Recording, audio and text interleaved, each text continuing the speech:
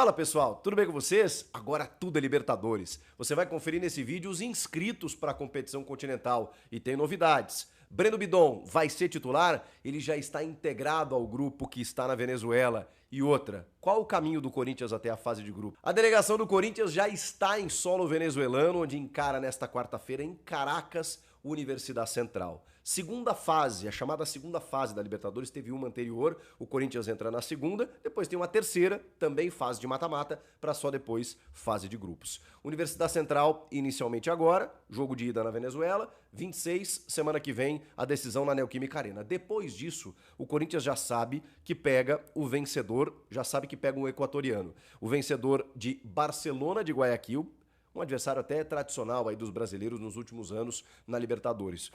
E El Nacional, também do Equador. Os dois vão se enfrentar nessa mesma fase de pré-Libertadores ou de segunda fase da Libertadores e o vencedor vai pegar Corinthians ou Universidade Central da Venezuela. A gente imagina que o Corinthians. Então o Corinthians passando pelo time venezuelano, pega o equatoriano depois no mesmo molde. Mata-mata, joga fora, decide em casa e depois entra na fase de grupos da competição.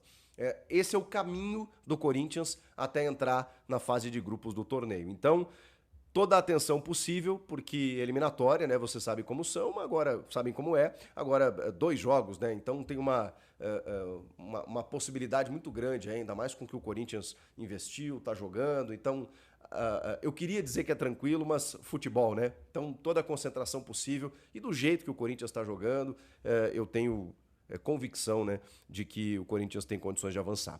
Vamos lá. O Corinthians também divulgou a lista de inscritos para a Libertadores. 45 nomes com algumas novidades, podendo adicionar 5 nomes na fase de grupos. Então, tem algumas especulações, como por exemplo do Fabrício Angileri, aí que o Corinthians está contratando, que ainda não está na lista, evidentemente, né? Não foi anunciado, não foi registrado. Então, é um nome que pode entrar, figurar, mas só na fase de grupos. Então, as 2 fases eliminatórias, sem o novo lateral esquerdo ou sem qualquer outro jogador que o Corinthians contratar até o dia 28, que é quando fecha a janela de transferências aqui de entrada para o Brasil, que é quando os clubes podem contratar. Então, tem aí 10 dias, exatamente, para que o Corinthians possa fechar o seu grupo, pelo menos para esse primeiro semestre, e aí sim poder adicionar mais 5 nomes lá na fase de grupos. Por enquanto, a gente já teve algumas novidades aí. Vamos lá. Os goleiros, nenhuma por enquanto, né? O Hugo Souza e o Donelli, junto do Felipe Longo, que tá voltando da seleção, o Cadu e o Cauê. Laterais, Mateuzinho, Diego Palácios, olha aí o Diego Palácios inscrito, né? Apareceu, pelo menos na inscrição. Matheus Bidu, Léo Maná, o Hugo, João Vitor Jacaré, que vem sendo utilizado, e o Denner, que seria bacana ver cada vez mais esse moleque da base aí do Sub-17, que jogou a copinha, inclusive. Zagueiros, Félix Torres, André Ramalho, Gustavo Henrique, Kaká, João Pedro Choca, todos titulares, né, digamos assim. E aí tem o Renato, Fernando Vera e o Guilherme Gama. Meio-campistas, você tem o Maicon, o Garro, o Ranieri, André Carrilho, Bidon, Charles, Rian, aí o Bahia, Luiz Gustavo Bahia, que estava na Copinha também, capitão do time da Copinha, Luiz Eduardo, que é um meio-campista, mais meia do que volante, o José Martínez, né, e o Coronado e o Alex Santana, que eu não tinha citado, né, que também fazem parte já do elenco principal, e o Dieguinho. Atacantes, Dieguinho da base. Atacantes, Yuri, Memphis, Romero, Pedro Raul, Giovani, Héctor Hernandes, Thales Magno, Kaique, da base, que precisa ser mais utilizado. O Giovani, que eu falei aí, não deixa de ser uma novidade, né? Porque ele foi de fora dos planos, inscrito no Paulista, chegou a ser utilizado naquele jogo contra o Novo Horizontino, deu assistência para o Alex Santana, mas a situação dele, até onde eu sei, não se alterou. Ele tem contrato até a metade do ano, não quer renovar pela proposta do Corinthians. O Ramon disse que não ia utilizar, de repente tá tendo que utilizá-lo para ver até se negocia, né? E olha, poderia receber mais oportunidades. Guinegão, que também veio da Copinha, Nicolas, Luiz Fernando e Nicolas Araújo. São esses todos os inscritos na Libertadores da América. O Memphis já com a camisa 10, o Garro já com a camisa 8, né? Na numeração aqui não tem muitas novidades aqui para falar para vocês. O Hugo é o camisa 1, o Yuri é o camisa 9, o Maicon o 7, não tem muitas novidades a respeito disso. A questão é, o Breno Bidon, ele está dentro de uma programação Ele e o Felipe Longo, né? E que o Bidon, digamos assim, o Longo é o terceiro goleiro do Corinthians, né? Então o Hugo Souza é um titular absoluto. O Donelli a gente até pode questionar se o Longo não merece mais oportunidades para ser um sucessor, uma alternativa ao Hugo. No caso do Breno Bidon, ele deixa o time para ir para o Sul-Americano Sub-20 como um titular da equipe. Só que, claro, né, o Corinthians começou a temporada 25 sem o Bidon no time. E aí o Ramon testou várias possibilidades. Entre elas, o José Martínez por um lado e o André Carrilho por outro. O Alex Santana foi pegando vários jogos. O Corinthians rodou bem o elenco. O Bidon, que estava jogando titular no Sul-Americano Sub-20, ele volta como titular da equipe? Muito difícil.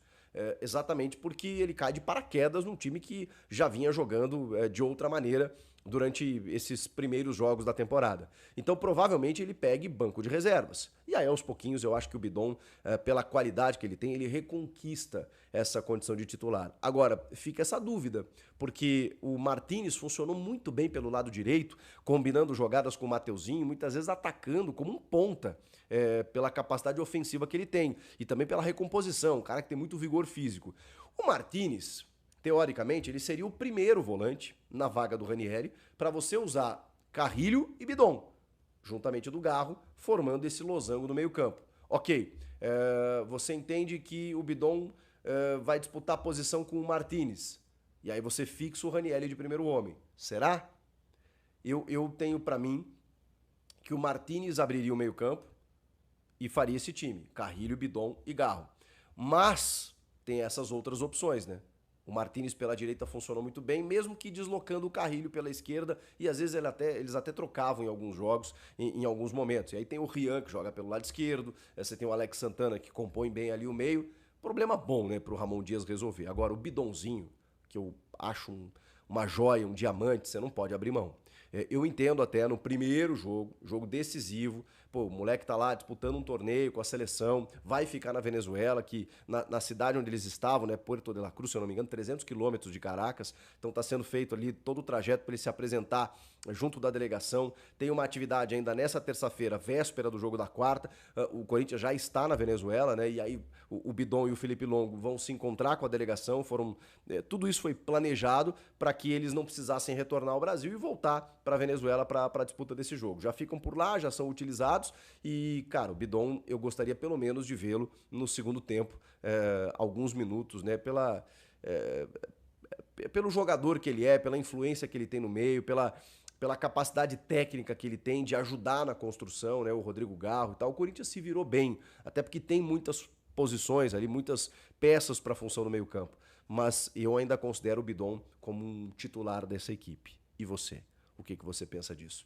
O que você acha que o Corinthians deve fazer nesse primeiro jogo, que até pode ser mais tranquilo do que a gente imagina, ou não, né? Já falei sobre isso, Libertadores tem muitas vezes algumas armadilhas que a gente desconsidera, às vezes, né, um ambiente mais hostil, um time mais físico do outro lado, uma arbitragem questionável, é natural. Libertadores tem esse tipo de ingrediente, de componente, tem que saber jogar o jogo também para voltar lá, eu diria que com um empate, mas eu acho que dá para voltar com vitória. Dá para voltar com vitória para depois decidir em casa na semana que vem de uma forma muito mais tranquila. Esse é o Corinthians, começando a sua trajetória na Libertadores da América 2025 e com ótimas perspectivas. Corinthians que ainda não está no seu ápice técnico, que terminou a temporada voando, mas assim, no topo, deu uma oscilada no começo desse ano, como todas as equipes, por uma questão física, por uma questão de ausências. O Garro jogou apenas 2 jogos desde que voltou, então assim, é natural que a gente entenda que o Corinthians ainda precisa se encaixar e se encontrar. E aí depois de chegar numa fase de grupos e começar a encorpar e contratar reforços pontuais, aí eu acho que a gente pode imaginar o Corinthians postulando algo maior. Se é uma Libertadores, eu não sei. É uma competição muito longa, traiçoeira e muito específica. Você vai entendendo ao longo da trajetória da campanha onde cada time pode chegar. E aí sempre tem aqueles confrontos com brasileiros, quando vai afunilando lá na frente, que a gente tem dificuldade de prever. Mas é a primeira vez em muito tempo que eu vejo um Corinthians forte para disputar os principais títulos.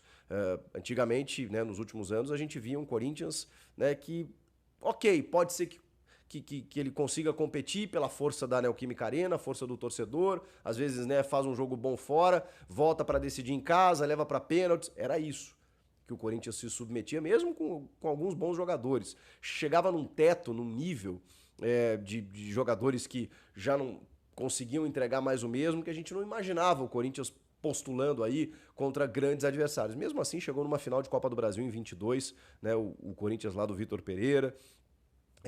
Depois chegou em semifinais, né? Exatamente pela força da torcida e, enfim, porque muitas trocas no comando técnico, muitos jogadores que já não estavam dando mais conta do recado, muitas lesões, um elenco desequilibrado. Dessa vez não. Essa cirurgia que foi feita no ano passado, essa reformulação completa no Corinthians, ela deu muito mais esperanças. O Corinthians hoje tem um goleiro espetacular, fora de série, formidável, que é o Hugo Souza. O Corinthians tem um meio pra frente que é primoroso. Tem algumas questões mais sensíveis, tipo as laterais, tipo a defesa que ainda não tá bem afirmada, mas do meio pra frente o Corinthians é sublime e tem um goleiro fora de série. Então, essas peças, elas melhoraram o Corinthians em relação aos últimos anos e muito. E é por isso que eu falo que é a primeira vez em muito tempo que eu vejo um Corinthians podendo disputar os principais títulos. Vai depender da campanha, vai depender da sequência. Então a gente precisa entender se vai para a Libertadores, se vai para uma Copa do Brasil, se pode chegar forte no Brasileiro. Nesse momento da temporada, é muito cedo ainda, é um Corinthians que se apresenta, a ponto que na primeira competição que está disputando, que é o Paulista, já sobrou. Já sobrou, pelo menos na primeira fase, né? Agora vem a fase de mata-mata. E na Libertadores está começando a sua trajetória e com ótimas perspectivas. Pelo menos é o que eu penso. Salve, nação alvinegra, tudo jóia? Gente, olha eu aqui de novo, Mineirinho na voz, passando aqui para trazer um giro de informações de Timão. E vamos iniciar o vídeo falando um pouquinho dessa contratação do Corinthians, que é o Fabrício Angileri, jogador argentino que tem 31 anos, estava jogando no Getafe e chegou para o Corinthians por empréstimo. O Corinthians fez 2 ofertas ao Getafe, uma por compra definitiva e outra por empréstimo, mas o Corinthians conseguiu aí fazer a contratação do jogador por empréstimo e vai nos ajudar muito, porque o Corinthians tem 3 laterais que hoje, os 3 juntos, não agrada a comissão técnica, não agrada o técnico Ramon Dias, porque são jogadores que o técnico Ramon tem dado oportunidade e infelizmente não tem correspondido. Por exemplo, o Bidu, que terminou a temporada 2024 até que bem, né? Passou por muita dificuldade, né? Mas até que terminou a temporada bem, mas esse ano de 2025 ele não está conseguindo performar. E tem o Hugo também, que muitas vezes entra jogar, o Hugo acabou jogando os clássicos, mas não é aquele jogador que passa confiança para o técnico. E o Diego Palacios, eu não sei o que acontece, porque ele chegou no Corinthians, fez apenas um jogo em 2024. E aí acabou se machucando, passou por uma cirurgia, depois acabou passando por uma reconstrução de uma cirurgia e não tem conseguido entregar o que é necessário para o Corinthians. E por isso o Corinthians foi ao mercado e acabou contratando aí o Fabrício Angileri. Tudo certo entre o Corinthians e o jogador, inclusive salário, direito de imagem, luva, né? Só falta mesmo ele acertar com o Getafe e o Getafe liberar o jogador para chegar ao Corinthians aí por empréstimo. Então, um lateral que tá chegando e com certeza alguém vai rodar, porque o Corinthians não vai ficar com 4 laterais, né? Pode ficar 2 lateral, um titular e o outro mais ou menos na mesma qualidade, né? Porque o Corinthians, o problema do Corinthians hoje não é um time. O Corinthians tem um time bom, mas tem um elenco fraco.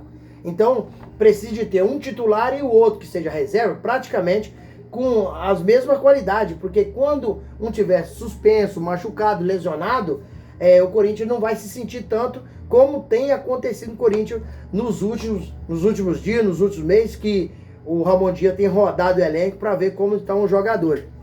E o Corinthians, que inicia aí uma Libertadores, né, precisa de ter um belíssimo do elenco. Disputar algumas competições esse ano requer um elenco grande para que quando seja necessário, né, você pegar e fazer a substituição e manter a qualidade do time. O Corinthians hoje, infelizmente, não está mantendo. E o Ramon Dias ainda pediu à direção do Corinthians, ao diretor executivo Fabinho Soldado, mais algum jogador. O Ramon entende que o Corinthians precisa de contratar um zagueiro urgente, porque ficar com o Kaká, Félix Torres. Infelizmente, o jogador não está preparado para jogar no Corinthians. João Pedro Choca é um bom zagueiro, mas é jovem, né?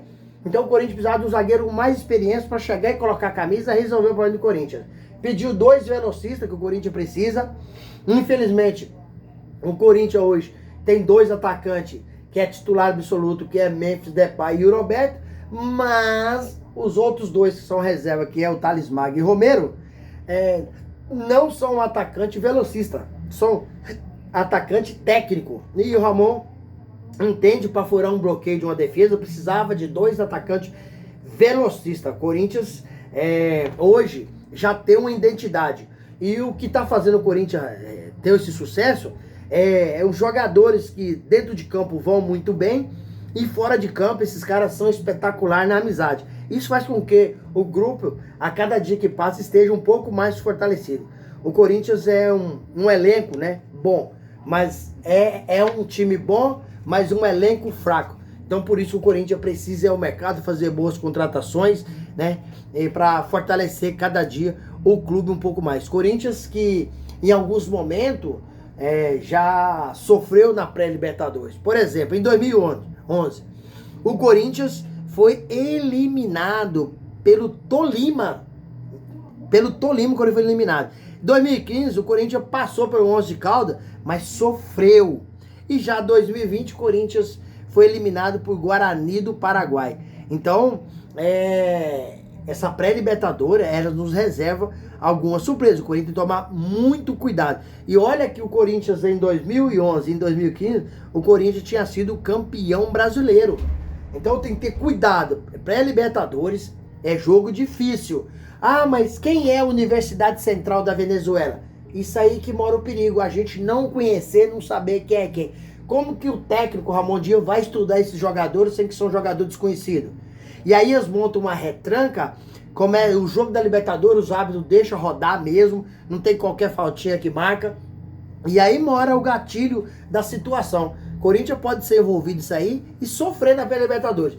Mas hoje, com o time que tem tudo para passar pela Universidade Central. E passando, aí pode pegar, né, outros times aí que também não são tão tradicionais assim, que é o Barcelona de Guayaquil ou o El Nacional. Então, o Corinthians precisa tomar cuidado, jogar alinhadinho, certinho, saindo em velocidade e não jogar de forma aberta. Tem que fazer uma parede bem arrumadinha, um meio de campo postado, seguro, e aí aproveitar a velocidade do Rodrigo Garro, do Roberto e também do Memphis Depay. Corinthians que está fazendo algumas contratações, acabou de fazer a primeira da temporada 2025, que é o Fabrício Angileri, o jogador argentino, mas Corinthians precisa tomar cuidado. Por quê? Porque o Corinthians se destacando com alguns jogadores novos, está chamando a atenção do mercado europeu. Por exemplo, o Roberto, o empresário dele, André Curi, ele diz que a Inter de Milão está monitorando o jogador já faz algum tempo. Então, há uma possibilidade de o Roberto deixar o Corinthians a partir de junho. Por quê? O valor estipulado de venda do Roberto são 25 milhões de euros. Então, quem chegar e pagar, o Roberto vai embora. E o Roberto, ele quer jogar num clube de grande expressão. Ele quer ir para a Europa. E a Inter de Milão é um grande clube. Então não é um time que ele vai ficar escondido. Ele vai estar no cenário do futebol. Então quem chegou e pagou vai embora. Por que esse time lá de fora quer jogador do nível de Roberto? Porque o Roberto, além de ser um cara muito bom de bola, também é novo. Se ele fosse um cara bom de bola, mas já tivesse 32, 33 anos, o time europeu não tem interesse. Porque o time europeu quer desfrutar do futebol de Roberto e depois faturar com o Roberto. E ele só tem 23 anos. Outro jogador que já tem um tempo que está no radar da Europa é Breno Bidon, que acaba de ser campeão brasileiro com a seleção, acaba de ser campeão com a seleção brasileira sub-20. Breno Bidon tem apenas 19 anos. E já no final do ano o Corinthians estendeu o seu contrato, deu uma valorização salarial e estipulou sua multa para o mercado internacional de 100 milhões de euros. Então a multa tá aí para ser paga. Um time como Real Madrid, Barcelona, né, Chelsea, Liverpool, isso não é dinheiro para times europeus. Pode chegar, fazer o pagamento da multa e acabou. O Bruno Bidon, ele terminou a temporada 2024 em alta no Corinthians. Em alta, titular absoluto, fazendo parte daquela arrancada do Corinthians de 10 jogos sem perder no Brasileirão e 9 vitórias consecutivas. Tendo em vista que esse trabalho aí de final de ano levou o Corinthians para uma pré-libertadores que estreia amanhã, né, na Venezuela, contra a Universidade Central, e levou o Corinthians de forma automática também para a Copa do Brasil, que o Corinthians ano passado terminou em 10º no Paulistão, então o Corinthians estava fora da Copa do Brasil. E aí teve uma outra oportunidade para a Copa do Brasil, que é ganhar a Sul-Americana. O Corinthians também saiu na semifinal da Sul-Americana. E aí o Cruzeiro fez o time brasileiro que representou que o Brasil foi o Cruzeiro, entendeu? Então o Corinthians, na arrancada de fim de ano, mas a gente não pode esquecer de trazer alguns detalhes. A gente tem que agradecer muito o diretor executivo do Corinthians, Fabinho Soldado, que após chegar ao Corinthians, o Corinthians começou a crescer, porque algumas contratações, quem fez, importantíssima, foi Fabinho Soldado, de trazer o Memphis Depay, trazer o Hugo Souza, trazer Thales Magno. Alguns jogadores foram contratados pelo Fabinho Soldado. Então esse jogador chegou, elevou o nível do Corinthians, subiu o patamar do Corinthians. Memphis Depay é um cara surreal, um cara que tem um talento incrível, é um jogador espetacular, que vai nos trazer muita alegria. Corinthians é sério candidato a ganhar o Paulistão e nas outras competições está brigando de igual para igual para ser campeão. Time bem preparado, um time com um esqueleto, uma amizade, né? Falta o Corinthians ter um elenco. Então, acredito eu, se o Corinthians fazer umas 3 ou 4 contratações pontuais, o Corinthians fica forte demais em todas as competições. E o Corinthians acabou de escrever aí 45 nomes para disputar aí a pré-libertadores. Então, a janela de contratação fecha dia 28 de fevereiro. E aí depois, acabou. O primeiro semestre vai ficar com essa contratação. Então, o Corinthians tem aí, hoje é 18, né? O Corinthians tem até dia 28, 10 dias para fazer a contratação pro primeiro semestre. Depois acabou. Então, o Corinthians está de olho no mercado. O diretor executivo Fabinho Soldado tem trabalhado muito, tem pesquisado muito o mercado. O Corinthians é um clube muito endividado, deve mais de 2,4 bilhões com trabalhos, né? Com trabalho aí que não foi a favor do Corinthians, foi contra o Corinthians, com seus ex-presidentes, então deixou o Corinthians num buraco muito grande. Mas aos poucos o Corinthians está honrando seus compromissos, equacionando suas dívidas. A Esporte da Sorte, a patrocinadora master, chegou ao Corinthians e mudou o timão.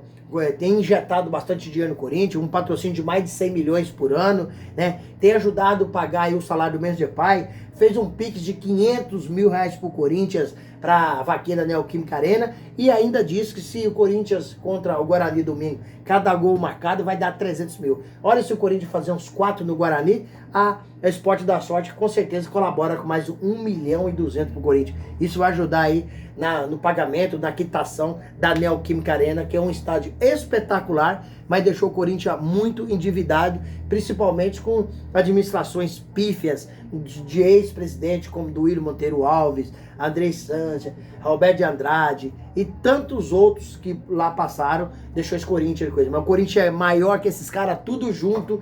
O Corinthians vai sair dessa e vai fazer aí uma temporada 2025 espetacular. E eu acredito nessa possibilidade, estou confiando, porque o time que nós temos é bom. O elenco não, mas Fabinho Soldado aos poucos vai conseguir deixar o elenco tão qualificado quanto o time que nós temos. Gente, para finalizar o vídeo, eu quero agradecer vocês pelo carinho, agradecer vocês pelo apoio e fazer um pedido especial. Você que é amigo do nosso canal, continue nos ajudando, deixando aquele comentário pra gente continuar resenhando, deixando aquele like pro YouTube entender que vocês estão gostando do conteúdo, e aí o YouTube recomenda para toda a nação, e deixa a sua inscrição no canal para nossa comunidade cada dia crescer um pouco mais aqui. Sem mais delongas, até o próximo vídeo.